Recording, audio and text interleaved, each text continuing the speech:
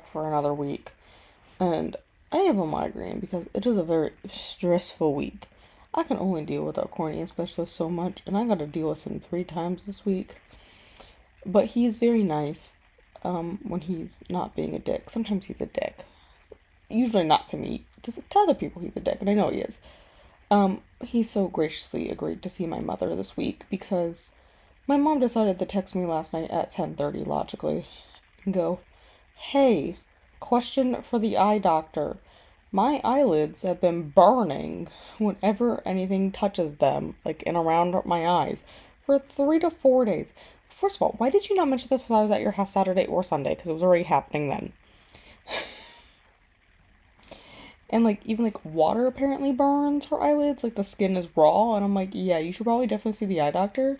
And we're, like, super busy because it's end of the year and everyone waits till the end of the year to get their eye exams. But I asked him today, I'm like, would you see my mother on Thursday afternoon while you were here? And he goes, yeah, I'll see her. Thank you. She is so weird. Okay, so on Sunday, did I start this book on Sunday? Good question. I did start this book on Sunday. So I started Among the Betrayed by Margaret, Peterson, Haddix. And I read 37 pages, and I haven't picked it up since, logically. I also started The Long Walk by Stephen King, writing as Richard Bachman, because that was a thing for him for a while. And let's just say, The Long Walk, at least my copy from the library, starts out with a 15-minute forward or introduction by King complaining that people have found out that he is Richard Bachman. And I'm like, does this really need to be a 15-minute introduction to the book? You know, like, great, they figured out it's you. Nobody cares. I'm sorry, but, like, no one gives a shit, King. This is not relevant now in 2023 when this happened 20 years ago. Nobody cares. We can take this out of the book. Why do we need this? It wasn't even needed then. We didn't need it then. We don't need it now. This is something you could have just posted on a blog or something. I don't know. I don't know what do you post. I don't know what he posted announcements on. Like the early 2000s, late 90s. You know, like I don't know what he posted on, but it like was not necessary to be in a book. Just saying. I then continued reading The Long Walk on Monday night. I decided, if I just listen to like an hour, it will keep going because like I have several audiobooks I want to get to this month because since I came out with my December TBR, I have added audiobooks because I didn't put any audio in there. So I'm trying to, one of my goals for 2024 is to listen to my audiobooks more again. So, not that I don't listen to them frequently now, but like I listen to a lot more audiobooks in like 21 and 22 than I did in 23 here. So I want to get back into that. And like when I'm walking the little monster down here that's off camera, let's see if I can tilt her into frame. Eleanor, can you say hi to the camera or are you sleeping? Oh, okay. You was sleeping? You trying to sleep? My bad. Okay. Anyway, the little monster gremlin there. I have not been listening to audiobooks when I walk her for like the past probably 7 months. And it's because she went through this like crazy stage where like I had to yell at her every 5 seconds. Because she's like, I'm gonna run onto the road from the sidewalk. I'm like, you can't do that. Or, I don't like that car. Because it's loud. Yes, I'm so glad you know that loud sounds trigger mommy's migraines, but I don't need you to run after the vehicles and get hit by them, because that's not going to stop the vehicle, you know? I appreciate her efforts, but I don't need her to do that. And then my headphones died, and I also just, like, I didn't charge them for months. I was like, they're just dead, I guess. So I stopped really listening to a ton of audiobooks, so I want to get more into it, so I'm liking The Long Walk. It's been a minute since I've, read a dystopian. And I'm kind of enjoying it, I'm enjoying the King one so far. And then, my goal is to finish Jar of Hearts finally, because I've had this book from the library for way too long. They're gonna take it back from me. I need to return it. Um, it's due not this week Thursday, but the following Thursday. Wait, that might be wrong. I never changed my calendar over there. I need to do that tonight. I keep looking at that thing every day and going, you should probably change the November calendar over to December. Like an idiot. It's due on, it's due not this Saturday, but the following Saturday. So, but I still want to finish it because at this point, I've had the book for like 6 weeks. So, the goal is for me to go ahead and finish that. Oh, tired tonight. And I'm making good progress. I mean, I've read a little bit tonight, and we're getting pretty close here to the end, so I might just stay up and finish it. Am I gonna regret that tomorrow? Probably, but you gotta do what you gotta do, right? Right. We gotta do what we gotta do. So, as I've just now remembered that I need to do the calendar up there, I am going to go so I can do the calendar before I forget again. So, I did, in fact, regret my decision to stay up and finish Jar of Hearts on Tuesday night. Um, I think it's now Thursday in my brain, At this point, y'all can't expect me to remember, like, ratings, because, like, girl, it's been forever since I finished this. I believe I gave it 3 stars. So this was my first Jennifer Hillier. Yes, I gave it 3 stars. That just popped up. So this was my first Jennifer Hillier. I do have one of her other books from Book of the Month. It's Things We Do in the Dark, I think. Um, I would disagree with the gripping page turner. Like it took me I guess I've had the book for 6 weeks. It didn't take me that long to read it, but like I set it down, whatever. I didn't care that I didn't pick it back up immediately. It wasn't that gripping to me. I think, without getting too spoiler, I think the introduction of a certain character, it just all clicked then, and it was all like, well, obviously, it's them. I wasn't very fond of the ending either. It does the thing I hate where I hate time jumps. We all know that. I hate time jumps. And I don't mind time jumps like in the beginning, like when we're going back and forth, or even like if a prologue is at one time and then we jump forward in the actual story. I don't like when epilogues or like the last chapter skips time because I feel like that's a cheap way to end a book. Like, okay, you were just done, and that's a cheap way to end this. Almost always. It's just a cheap way to end it. And again, this was one of those cases where we've suddenly jumped in time and these two characters are now together, which they were together in the book, but like, how did they make the relationship work? I mean, like, she's a convict and he's a cop. And also, we're not like gonna talk about what she did, really. I mean, like, it's assumed that Calvin did the things, but really, I mean, Calvin started it, but Gio finished it. Like, we're not gonna talk about that.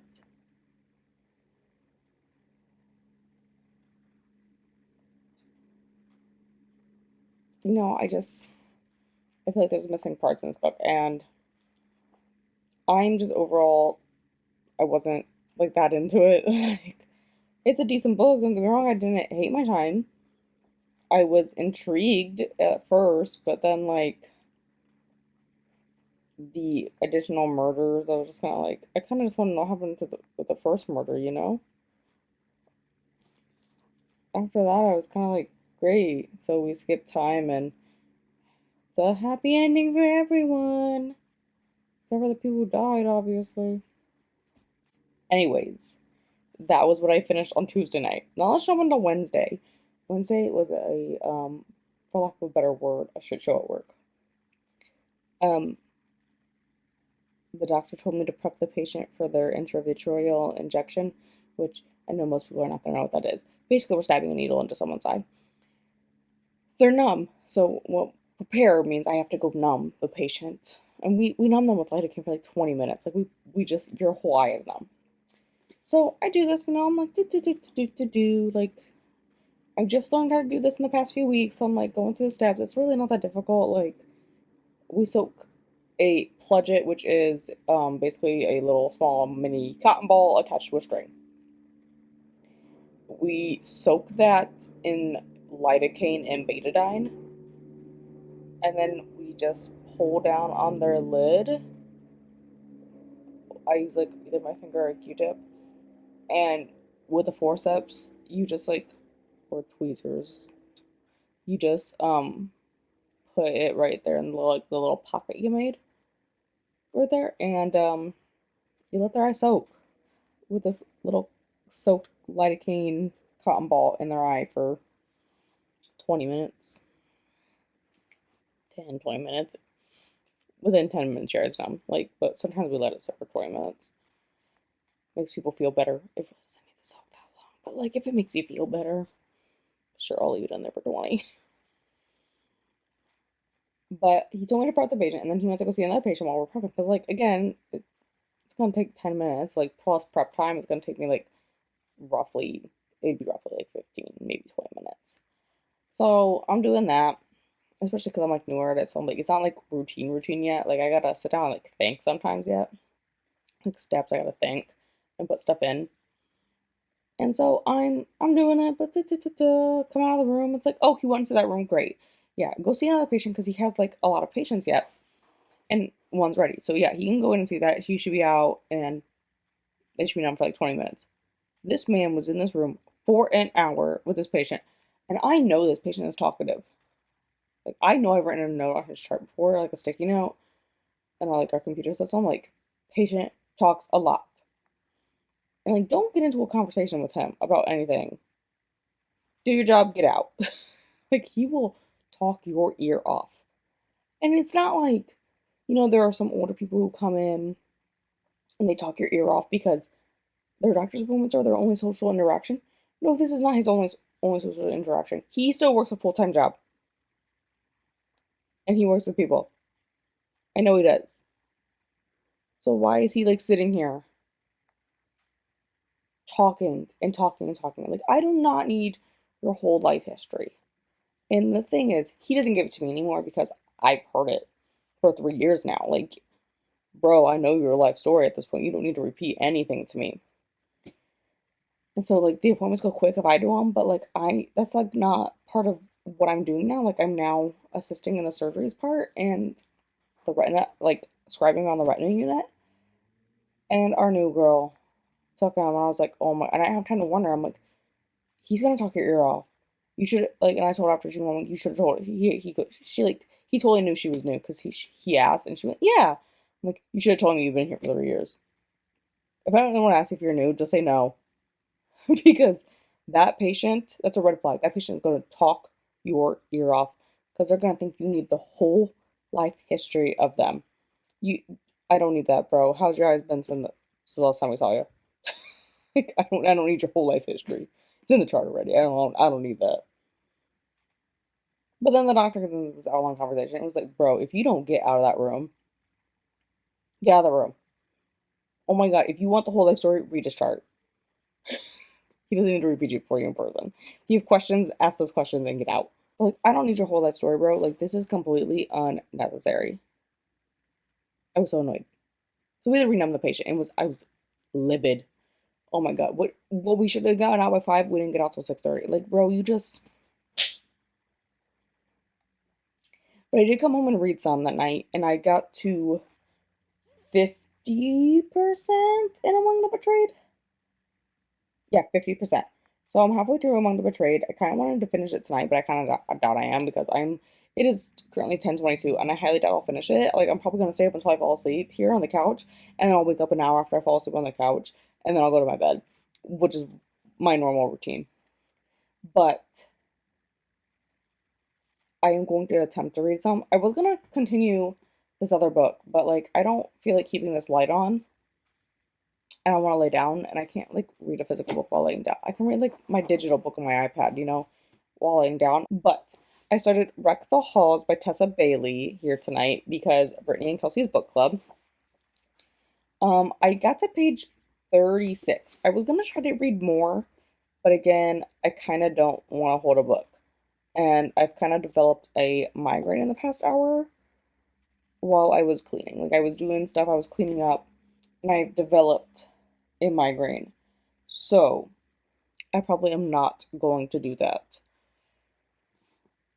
Although I am enjoying it so far, it's just I'm also not that far into it. I'm enjoying what I've read so far, but I'm probably just not gonna pick it up. I'll bring it to work with me tomorrow. I might get a lunch break. Who knows? Cornea doctor's there again, and like I dealt with him today, and he was fine. But like also at the same time, I was like, "Where are you?" He didn't see my mom though, and that's all fine. All right, so let's go back to what I did on Friday to start with. So Friday, I really planned on getting out of work early. I was actually super excited. Like I should be able to get out by 2. Like we didn't have any patients in the afternoon. We just had to like vacuum the office and move all the chairs onto the non-carpeted floor because they're bringing in carpet cleaners this weekend. And I was like, perfect. I'll get out super early. I'll be able to go home, relax, do my laundry. And then I got a call at 9:30. So-and-so is out with COVID. Can you come assist in the retina procedure? So I went and I did the retina stuff.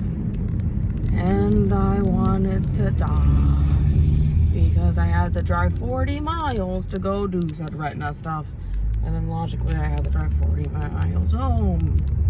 So I didn't get home until 7. But I did finish Among the Betrayed by Margaret Peterson Haddix. I'm gonna give this one 5 stars. It was really great. Again, I'm rereading the series for the nostalgia.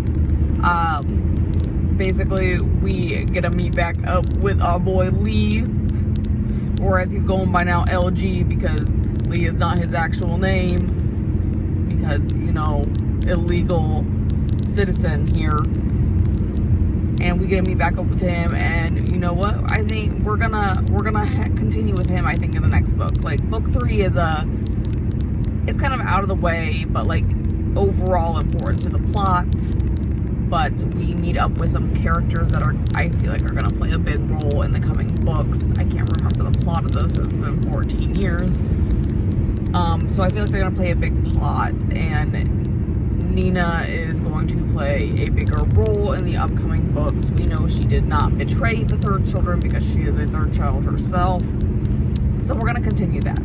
But then that brings me to Saturday.